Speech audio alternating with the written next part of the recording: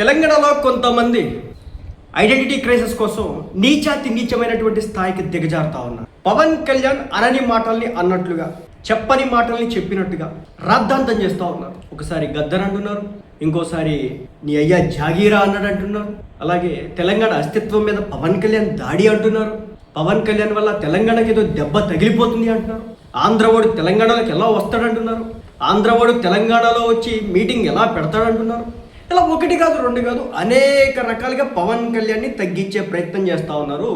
ఒక 10 రోజుల నుంచి సంబంధం లేనటువంటి ఒక ప్రొఫెసర్ మాట్లాడిన మాటల్ని పట్టుకొని ఈ రోజు దాకా రోజుకు ఒకసారి ప్రెస్ క్లబ్లో మీటింగ్ పెట్టి పవన్ కళ్యాణ్ వ్యక్తిత్వాన్ని దిగజార్చే ప్రయత్నం చేస్తూ ఉన్నాడు. ఈ రోజుకి ఒక పెద్ద మనిషి పవన్ కళ్యాణ్ నువ్వు 3 పెళ్ళిళ్ళు కాబట్టి 6 పెళ్ళిళ్ళు చేసుకొని ముడ్డి కిందకి 70 ఏళ్ళు వయసు వచ్చిన ఆయన కూడా మాట్లాడు. ఒక్కొక్కరికి ఇంట్లో కుండలు డింకీలు కొడుతున్న వీళ్ళు చేస్తున్నటువంటి రాజకీయం చూస్తూ ఉంటే అసలు ప్రెస్ క్లబ్లు వీళ్ళు చేస్తున్నటువంటి రాజకీయం మా ఆంధ్రాలో మేము ఎప్పుడు చూడలేదు. ఇలా ప్రెస్ క్లబ్ల్లో పెట్టేసి రోజుకు ఒకసారి ఒకరిని టార్గెట్ చేసి ఒకరిని తిట్టడం.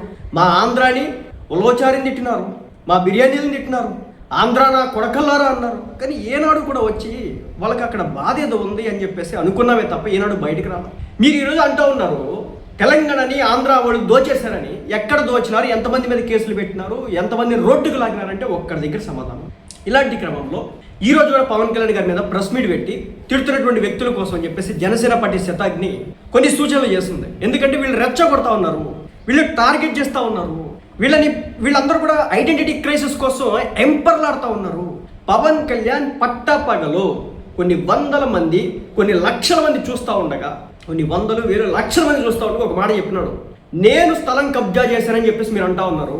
నేను స్థలం కబ్జా చేశానని, నేను కబ్జా చేస్తే వెళ్ళి ఇప్పుడు అన్నటువంటి ప్రభుత్వం మా ప్రభుత్వం కాదు, వచ్చి నా దగ్గరకు వచ్చి మీరు కబ్జా చేశారని చూపిస్తే నేను మీకు రాసిస్తానని చెప్పేసి పబ్లిక్గా స్టేట్మెంట్ ఇచ్చి 48 గంటల తర్వాత కూడా ఈ రోజుకి కూడా కేడీ కళ్యాణ్, కబ్జా కళ్యాణ్ అంటూ టైటిల్స్ పెట్టి వార్తలు ప్రచారం చేస్తూ ఉన్నారు. ఎంత మదం మీ ప్రభుత్వాల దగ్గరికి వెళ్ళి అడగొచ్చు కదా, పవన్ కళ్యాణ్ కబ్జా చేసినాడు దయచేసి ఆ భూమిని లాక్కోండి అని చెప్పేసి అడగొచ్చు కదా, ఎందుకు అడగట్లా మీరు?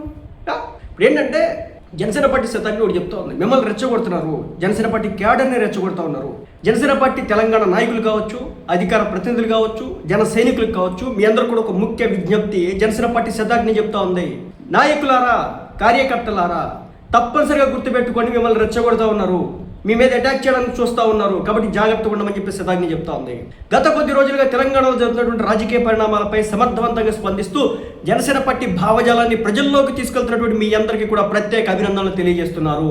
పవన్ కళ్యాణ్ గారు పవన్ కళ్యాణ్ గారి మీద ఒక మాట అంటే జనసేన పార్టీ కార్యకర్త ఊరుకోడు. ఎందుకంటే ఆ వ్యక్తి తన స్వకష్టాన్ని, తన కష్టార్జితాన్ని 10 మందికి పంచేవాడు తప్ప ఏ రోజు తిన్నవాడు కాదు. ఈ రోజున గద్దర్ గారి మీద విపరీతమైనటువంటి ప్రేమ చూపిస్తున్నారు. ఎస్, బాగుంది. కానీ ఇదే గద్దర్ గారిని ఏదో కట్టుకున్నారు కదా మీరు, దాని పేరు ఏదో ఉంది, ఏదో అసెంబ్లీనో మరి ఏదో కట్టుకున్నారు. ఆ భవన్ దగ్గరికి ఆ ఫెన్సింగ్ వేస్తే దాని లోనకు కూడా రానియకుండా నడి ఎండలో నడి రోడ్డు మీద కూర్చోబెట్టినటువంటి చరిత్రను మీరు ఎలా మర్చిపోయారు నాకు అర్థం కావట్లేదు. నాకు ఇంకా గుర్తు, ఆయన వేచి చూసి అక్కడ ఉన్నటువంటి సెక్యూరిటీ గార్డు కూడా బాధపడి ఆయనకి చైర్ ఇచ్చాడు. వెళ్ళి చూడండి, ఇప్పటికి కూడా వీడియోలు ఉంటాయి. అంత అవమానించినారు. ఈ రోజు వచ్చి గద్దర్ గారి మీద ప్రేమ చూపిస్తూ ఉన్నారు. గద్దర్ గారికి వెనక బుల్లెట్ దిగిపోయి అవస్థ బాధపడుతూ ఉంటే, ఇబ్బంది ఎదుర్కొంటూ ఉంటే పవన్ కళ్యాణ్ గారి దగ్గరకు వచ్చి ట్రీట్మెంట్ తీసుకున్నటువంటి విషయాన్ని గద్దర్ గారే చెప్పినారు కదా, పవన్ కళ్యాణ్ జేబులో ఉన్నటువంటి డబ్బులు లాక్కునేటువంటి చొరవ నాకుందని. ఈ రోజున మీరు గద్దర్ గారి మీద ప్రేమ చూపిస్తున్నారు. మరి మొన్నటిదాకా ఏమైపోయింది మీ ప్రేమ? అయితే మీడియాలో మాట్లాడేటప్పుడు జనసేన పార్టీ నాయకులు కావచ్చు, సోషల్ మీడియా ఇన్ఫ్లుయెన్సర్స్ కావచ్చు, క్యాడర్ కావచ్చు, అభిమానులు కావచ్చు, ఫ్యాన్స్ కావచ్చు, ఎవరైనా సరే సోషల్ మీడియాలో మాట్లాడేటప్పుడు, అలాగే ఇతర రాజకీయ పార్టీ నాయకుల వ్యాఖ్యలపై స్పందించేటప్పుడు దయచేసి మీరు ఉపయోగించేటటువంటి భాష, పదజాలం విషయంలో 1-2 సార్లు ఆలోచించి మాట్లాడండి. ఎదుటోడు రెచ్చగొట్టాడు, ఎవడో ఒకటి ప్రెస్ క్లబ్కి వస్తున్నాడు, పవన్ కళ్యాణ్ గారి భార్యల్ని తిడుతున్నాడు. నిన్న ఒకడైతే పవన్ కళ్యాణ్ గారి తల్లి గారిని మరోసారి ఎత్తుకొచ్చినాడు, చిరంజీవి గారి భార్య గారిని తీసుకొచ్చినాడు, పవన్ కళ్యాణ్ గారి భార్య గారిని తీసుకొచ్చినాడు, చిరంజీవి గారి కూతుళ్ళని తీసుకొచ్చినాడు, నాగబాబు గారి భార్యను కూడా తీసుకొచ్చినాడు ఒక మూర్ఖుడు. అలాంటి వాళ్ళ మీద, అలాగే కొంతమంది రాజకీయ నాయకులు కొంతమంది రెచ్చిపోయి పవన్ కళ్యాణ్ గారిని దుర్భాషలాడడం జరుగుతాం. మీరు చూసినారు కదా, ఇటీవల కాలంలో ఒక మంత్రి అట తెలంగాణకు సంబంధించి ఆయన ఇష్టం వచ్చినట్టు మాట్లాడుతున్నాడు. ఆయనకి సంబంధించినటువంటి అనేక రకాల ఎలిగేషన్స్ వచ్చినాయి. సో ఐడెంటిటీ క్రైసిస్లో ఉన్నారు వీళ్ళంతా కూడా, వీళ్ళు రెచ్చగొడతా ఉన్నారు. సో ఈ రెచ్చగొట్టే దానిలో భాగంగా మీరు మీడియాలో కావచ్చు, సోషల్ మీడియాలో కావచ్చు, బూతులు మాట్లాడారనుకోండి, వ్యక్తిగతంగా టార్గెట్ చేశారనుకోండి, మిమ్మల్ని ఇబ్బంది పెడతారు అనేది జనసేన పార్టీ శతాగ్ని చెప్తా ఉంది. మనది మంచి ప్రభుత్వం, మనం ఎవరి మీద కేసులు పెట్టాం, మనల్ని అమ్మనబూతులు తిడుతున్నారు అక్కడ వాళ్ళు, అయినా కానీ మనం పోనీలే. ఎందుకంటే మళ్ళీ మనం వాళ్ళ గురించి మాట్లాడామనుకోండి, మా రాష్ట్రం మీద దాడి వేస్తారు వెంటనే. ఇక్కడ పవన్ కళ్యాణ్ని తిడుతూ ఉంటే ఆంధ్ర రాష్ట్రం మీద దాడిగా ఏ ఒక్కరు కూడా మాట్లాడట్లేదు. ఆంధ్ర రాష్ట్రానికి సంబంధించినటువంటి ప్రజలంతా కూడా ఓకే అననీయండి, పడతాడు పవన్ కళ్యాణ్, ఎంతమంది మీద పడలేడు, సో ఆయన కూడా ఈ మాటలు పడతాడు అనుకుంటున్నారు. కానీ అట్లా అలా కాదు కదా. ఒక నిజాయితీకి ఒక మాట చెప్పిన, రాష్ట్రాన్ని ఇంకా మతాల, కులాలు, వర్గాల పేరుతో, ప్రాంతాల పేరుతో విభజిస్తే కనుక దేశంలో ఒక సమస్య వస్తుందని చెప్పేసి చెప్పినా కూడా నీ అయ్య జాగీరా, నువ్వు 4 కోట్ల మందిని అలా అంటావు పవన్ కళ్యాణ్ చెప్పేసి మరోసారి కామెంట్. పవన్ కళ్యాణ్ అక్కడ అన్నాడు నీ అయ్య జాగీరా ప్రజలను పవన్ కళ్యాణ్ గారిని అక్కడికి వచ్చి ప్రెస్ మీట్ పెడతానంటే, అక్కడికి వచ్చి ఒక మీటింగ్ పెట్టుకుంటానంటే కొంతమంది అన్నారు ఇది నీ అయ్యే జాగీరా, నువ్వు తెలంగాణకు వచ్చి ఎలా ప్రెస్ మీట్ పెడతావు, నీకు దమ్ముంటే ప్రెస్ మీట్ పెట్టు, నువ్వు ప్రెస్ మీట్ పెట్టడానికి వీల్లేదు మా రాష్ట్రంకి వచ్చి. ఇలాంటి సవాళ్ళు ఇచ్చిన వాళ్ళకి పవన్ కళ్యాణ్ చెప్పాడు ఇది మీ అయ్యే జాగీర్ కాదు, ఇది తెలంగాణ ప్రజల జాగీర్, 4 కోట్ల మంది ప్రజల జాగీర్, దేశంలో అంతర్భాగం తెలంగాణ. మేము ఇక్కడికి వచ్చి ప్రెస్ మీట్ పెట్టడం తప్ప తెలంగాణకి వెళ్ళాలంటే పాస్పోర్ట్ పట్టుకోవాలి అని పవన్ కళ్యాణ్ గారు నిలదీసినారు. అయితే ఇలాంటి క్రమంలో ఇంకా రెచ్చిపోతారు కదా, మా రాష్ట్రాన్ని నువ్వు ఎలా టార్గెట్ చేస్తూ ఉంటున్నారు కదా.